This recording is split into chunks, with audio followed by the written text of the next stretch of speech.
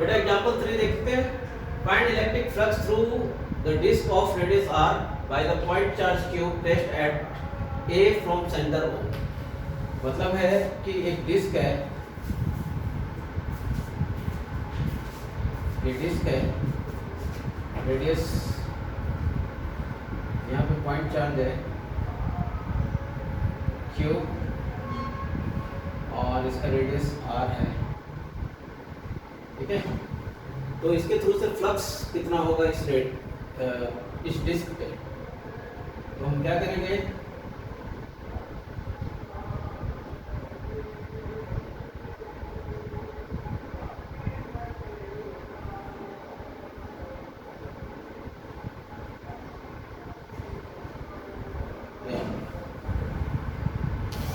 तो बेटा इसमें एलिमेंट्री पहले लेंगे, एलिमेंट्री एरिया लेंगे। देखिए एलिमेंट्री एरिया ये छोटा सा एलिमेंट्री एरिया,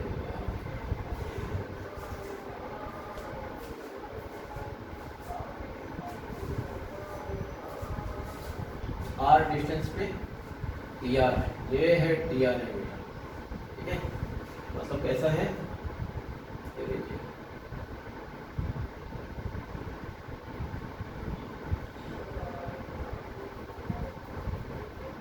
ये डिस्क है, ये आर है, स्मॉल आर पे एलिमेंट्री हमने लिया, ये ऐसा। अगर हम एलिमेंट्री बहुत पतला से आर पे लेते हैं बेटा, तो इसका क्या होगा, ये डी आर होगा, तो क्या होगा इसका एरिया डी ए, ये एरिया हो जाएगा बेटा 2 pi are into D R, ऐसा हो जाएगा। इलेक्ट्रिक फील्ड इंटेंसिटी क्या होगा बेटा, यहाँ से इसके वजह से इस एलिमेंट्री एरिया पे यहाँ पे आ जाएगा, देखिए ई, ये ई हो जाएगा। ई का वैल्यू क्या हो जाएगा बेटा, ये ई होगा और इसका वैल्यू हो जाएगा के क्यू बाई ये वाला डिस्टेंस, ये डिस्टेंस कितना होगा, अगर ये ए है ये आर है तो ये आ जाएगा बेटा root R square plus A square का होल स्क्वायर, ये इलेक्ट्रिक फील्ड इंटेंसिटी। और एरिया का डायरेक्शन किधर होगा, एरिया का डायरेक्शन इधर होगा डी ए एरिया, और ये अगर थीटा है बेटा तो ये भी थीटा हो जाएगा, आप समझ रहे होंगे। इलेक्ट्रिक फील्ड इंटेंसिटी का डायरेक्शन इधर, डी ए का डायरेक्शन इधर, और एंगल थीटा इधर हो गया, ठीक है। डी ए तो फ्लक्स निकालने के लिए हम क्या करेंगे, फ्लक्स निकालने के लिए फाइनाइट फॉर्मूला, वेरिएबल है इलेक्ट्रिक फील्ड इंटेंसिटी, तो ई डॉट डी ए और ई अंदर ही रहेगा। करके देखिए बेटा ई कितना है, ए क्यू बाई, ठीक है, R square plus A square, इसका स्क्वायर मतलब R square plus A square dot D A, area कितना हो जाएगा 2 pi R D R, 2 pi R D R area हो गया। डॉट हटाएंगे तो cos थीटा आएगा बेटा, cos थीटा का वैल्यू देखिए कितना आएगा, यहाँ से देखिए अगर ये a है ये r है और ये थीटा है तो cos थीटा आ जाएगा आपका बेस बाय हाइपोटेन्यूज, बेस कितना है a, हाइपोटेन्यूज ये वाला हाइपोटेन्यूज कितना है root R square plus A square, मतलब ये आ जाएगा cos थीटा का value a divided by root R square plus A square, ये हो गया, दैट इज इक्वल टू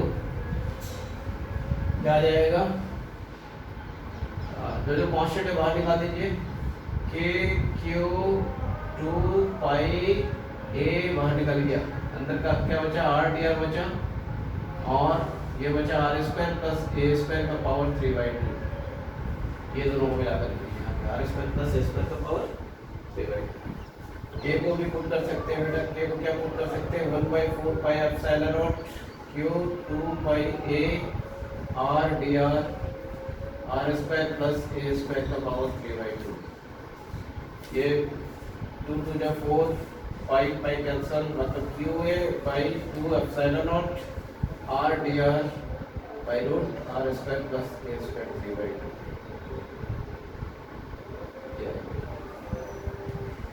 अब क्या करेंगे बेटा, इंटीग्रेशन करेंगे कहाँ से कहाँ तक, वेरिएबल डी आर है तो 0 से लेकर के कैपिटल आर तक ये वेरिएबल हो जाएगा, 0 से लेकर के कैपिटल आर तक, 0 से लेकर के कैपिटल आर।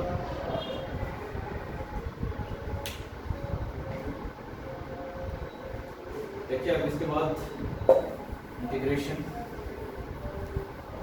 आगे करते हैं।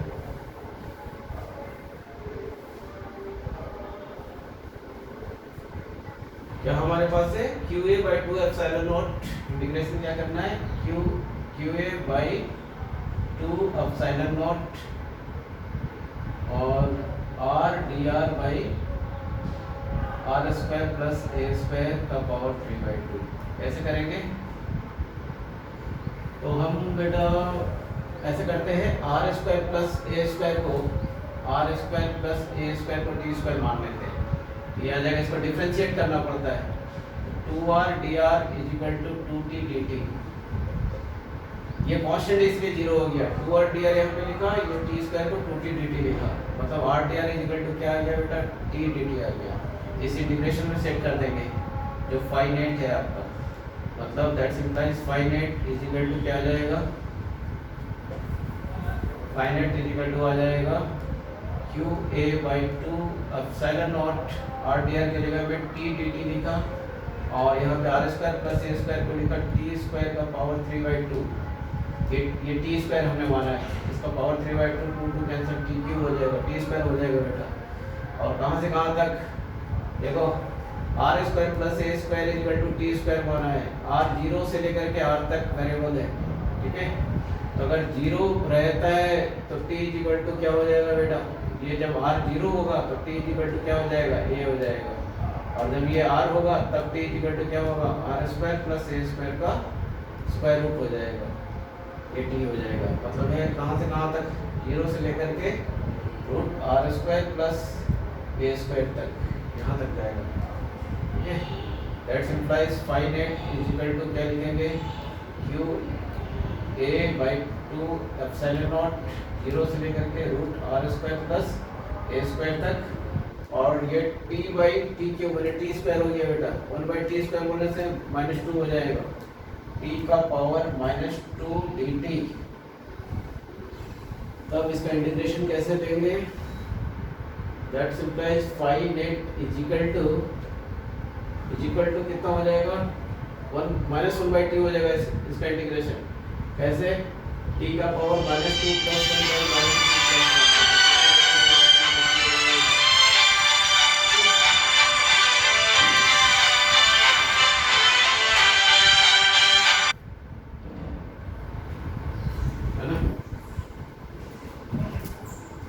-1/T आ जाएगा। अब ये -1/T आ गया, तो यहाँ पे पुट कर देंगे phi net is equal to, that's implies phi net is equal to QA by 2 epsilon naught, ठीक है, -1/T, मतलब 1/T -1/T कहाँ से कहाँ तक गया, 0 से लेकर के root R square plus A square तक, equal to that's implies phi net is equal to QA by 2 epsilon naught, ये आ जाएगा आपका, सॉरी 0 से नहीं, ये कहाँ से आएगा, A से ना, अगर R 0 होता है तो ये A होता है बेटा, ये A से लेकर के, सॉरी ये A से होगा, A से होगा ना, A से। तो यहाँ पे फिर क्या लिखेंगे, 1/A माइनस 1/रूट R square plus A square हो जाएगा, ये हो जाएगा। That implies phi net is equal to कितना हो गया, QA by 2 epsilon naught, 2 epsilon naught, A को भी अंदर ले लेंगे तो ये क्या जाएगा, 1 - A/रूट R square plus A square. ये फ्लक्स आ गया, इस तरीके से हम फ्लक्स निकाल सकते हैं।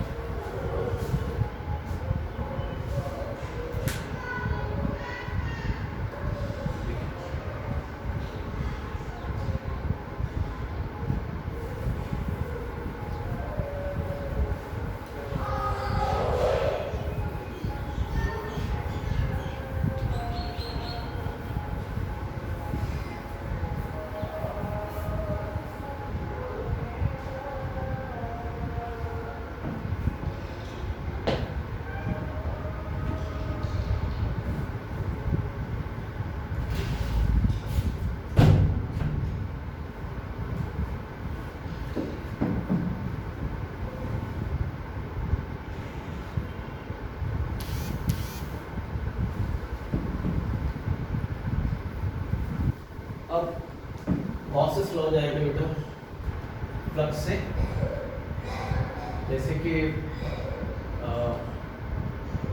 एक स्फीयर लेते हैं, चलो एक स्फीयर लिया और स्फीयर में एक चार्ज इसके सेंटर पे मान लिया क्यों रख दिया, और आपसे पूछा गया कि find the net electric flux passing through the surface of the sphere.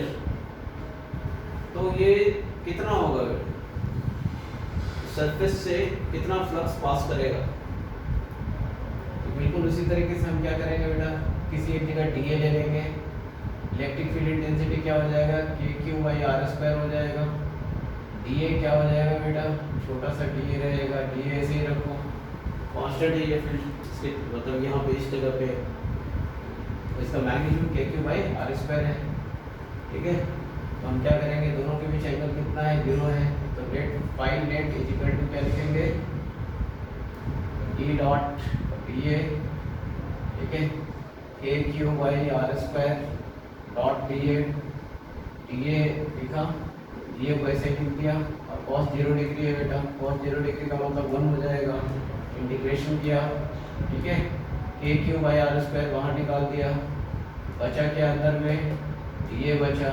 अब इस डी ए का इंटीग्रेशन पूरा क्या हो जाएगा बेटा, 4 पाई आर स्क्वायर हो जाएगा, तो ये आ जाएगा 4 पाई आर स्क्वायर कैंसिल हो जाएगा, के जगह में 1 by 4 pi epsilon not put के क्यू इंटू 4 पाई लिखा, 4 पाई कैंसिल हो गया, क्या बचा बेटा, क्यू बाई एप्सिलॉन नॉट।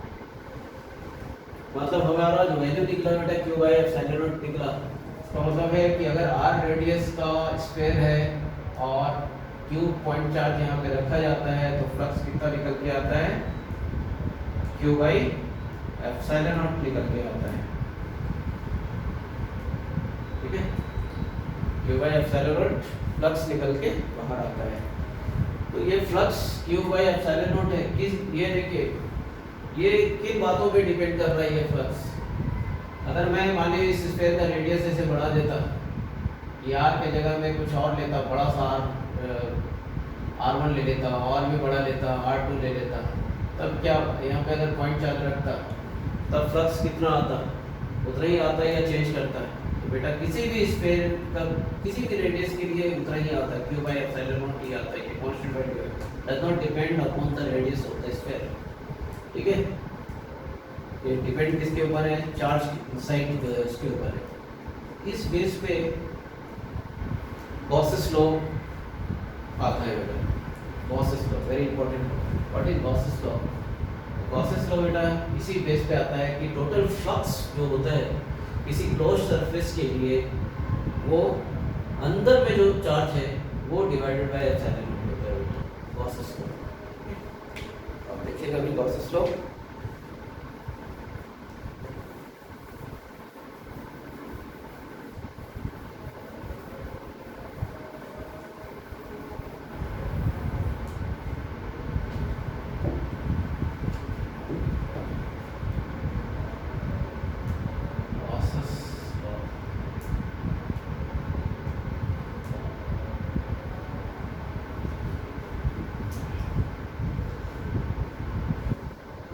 क्या बोलता है, total flux passing through a close surface is equal to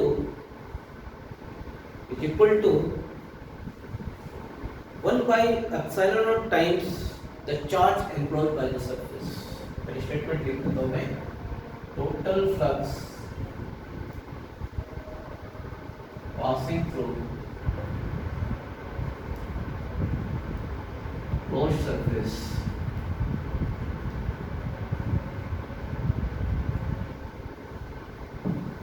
is equal to 1 by epsilon naught times the charge enclosed by the surface। Enclosed by the surface, that is, कोई अगर किसी तरह का enclose surface है और charge inside रखा, कोई भी चार्ज रखा, तो फ्लक्स जो निकल के आएगा वो Q inside divided by epsilon not होगा। और फ्लक्स हमने क्या पढ़ा था, E डॉट डी ए पढ़ा था बेटा, E dot D A is equal to Q inside by epsilon naught, ये गॉसेस लॉ।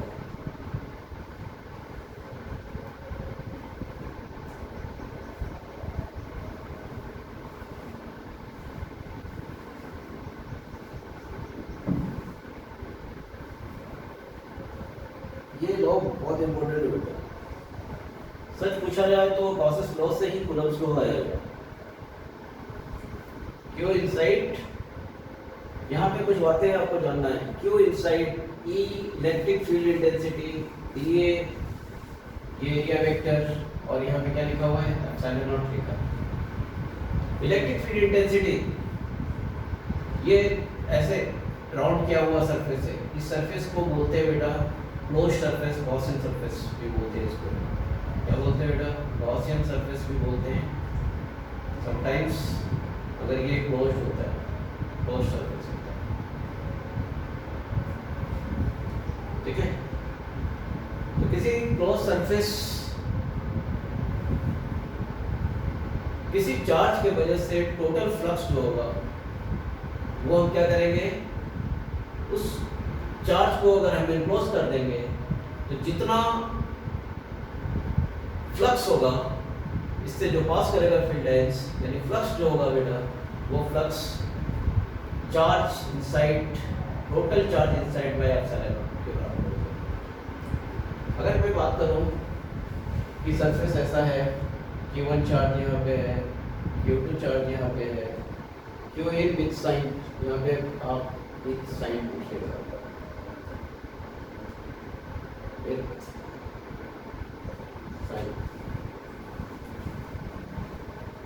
मान लें Q3 इधर है, ये 3 पॉइंट चार्जेस हैं,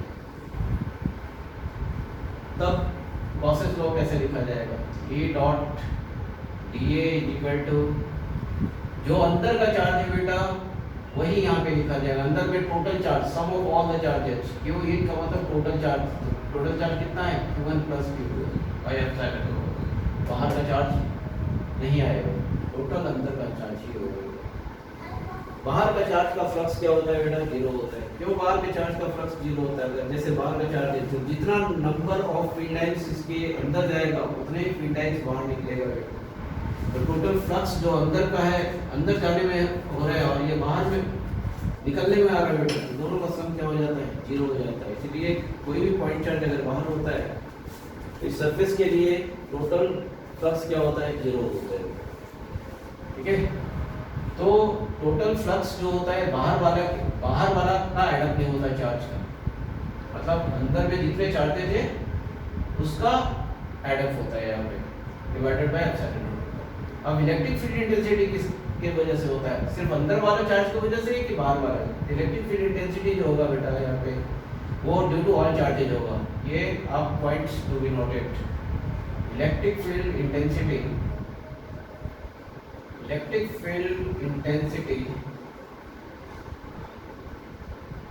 due to all the charges inside or outside,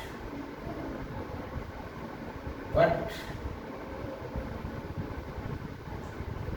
okay, but flux should be due to charge inside.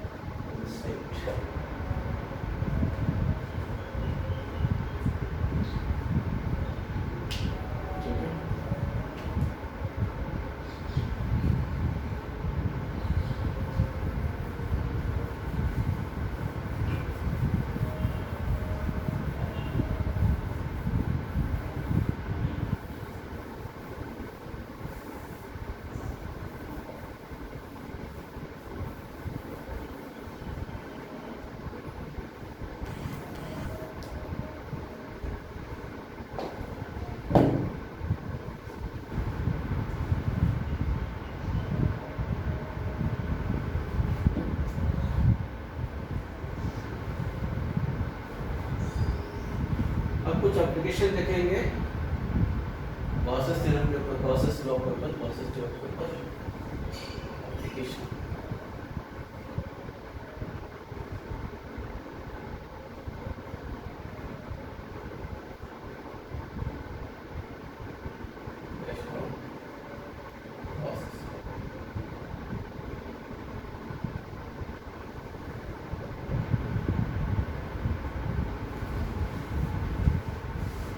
पहला application है, first application, to find electric field intensity, to find electric field intensity due to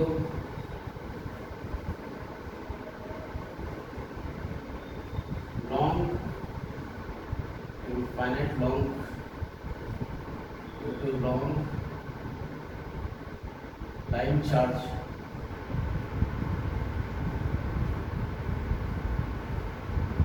due to long line charge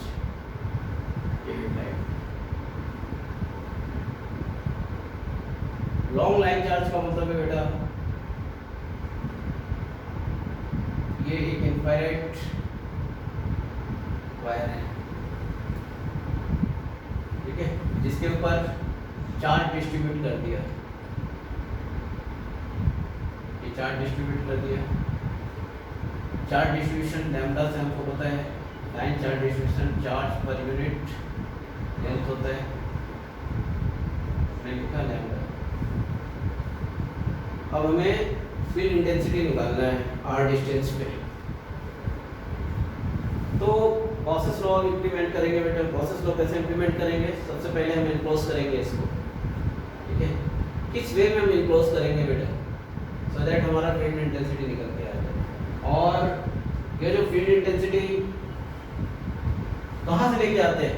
Gauss's law implement करते हैं कैसे? Flux निकालने के एक formula जैसे हमने पहले देखा था, E डॉट dA, ये क्लोज सरफेस है equal to Q inside by epsilon naught, ऐसा था। ये गॉसियन सरफेस है, तो सबसे पहले हम गॉसियन सरफेस करते हैं, बनाते हैं कैसे?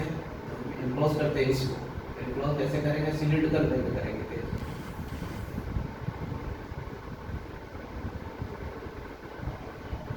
गॉसियन सरफेस को मैंने इनक्लोज किया।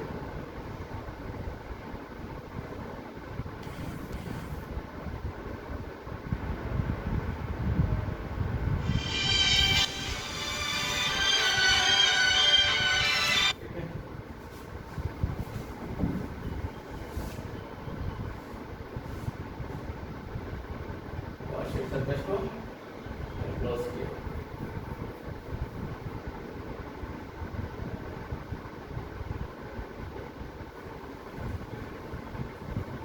और डिस्टेंस पे अब यहाँ पे देखिए रेगुलर जो एरिया है बेटा वो कितने तरह का है? एक कर्व सरफेस है, दूसरा एक इधर सरफेस है, तीसरा एक इधर सरफेस है। तीन अलग तरीके का सरफेस है बेटा। एक ये पायरोस्फेयर वाला सरफेस है, दूसरा ये पायरल वाला सरफेस है। मतलब एक कर्व सरफेस है, बाकी दो जो है वो डिस्क है, इस तरफ है और इस तरफ है। इस ऐसे सरफेस पर हमने क्या किया, इस लॉन्ग वायर को क्या किया बेटा, एनक्लोज कर दिया। तो फ्लक्स, टोटल फ्लक्स बोलता है ये जो है आपका, अगर EDA लिखा हुआ है बेटा टोटल फ्लक्स है बेटा। ये क्या है? Total flux. टोटल फ्लक्स है तो ये तीन डिफरेंट ये में है, इसलिए हम तीन अलग अलग सरफेस के लिए लेंगे बेटा। एक मान लीजिए इसके लिए φ1 लिया, इस सरफेस के लिए φ2 लिया, इस सरफेस के लिए φ3 लिया। तीन बार हम लिखेंगे बेटा φ1 प्लस φ2 प्लस φ3 इक्वल टू, ठीक है, क्या लिखेंगे? Q inside by epsilon naught. φ1 मतलब ये तीन बार लिखाएगा, E डॉट dA सरफेस 1 के लिए plus E dot dA surface 2 के लिए,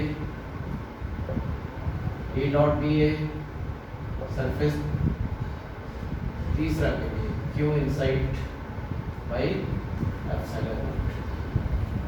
इसके लिए देखिए क्या होगा, इलेक्ट्रिक फील्ड इंटेंसिटी का direction perpendicular to the surface होता है और एरिया का डायरेक्शन किधर है, इधर है बेटा। दोनों के बीच क्या होगा, 90 डिग्री होगा। ई डॉट ए यह 90 डिग्री की वजह से ये 0 हो जाएगा बेटा।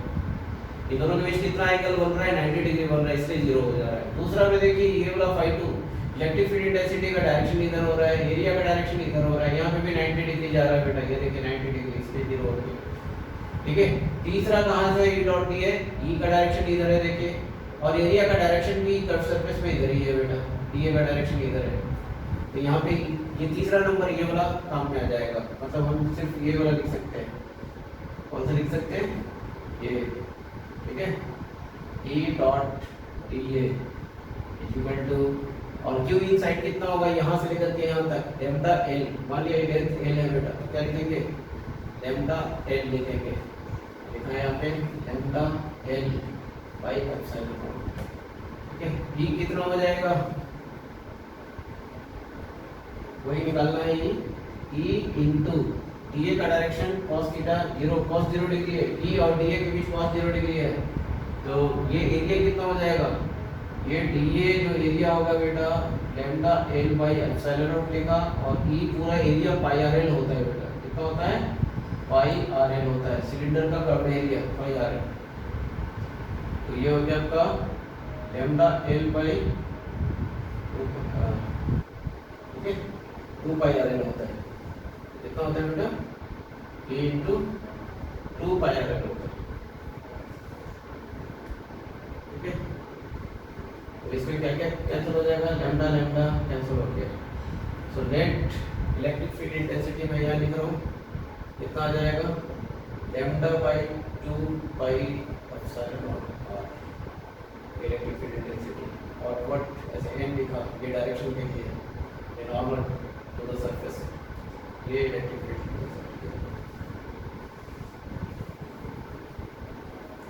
बाकी के एप्लीकेशन बेटा नेक्स्ट वीडियो में देखेंगे। Thank you.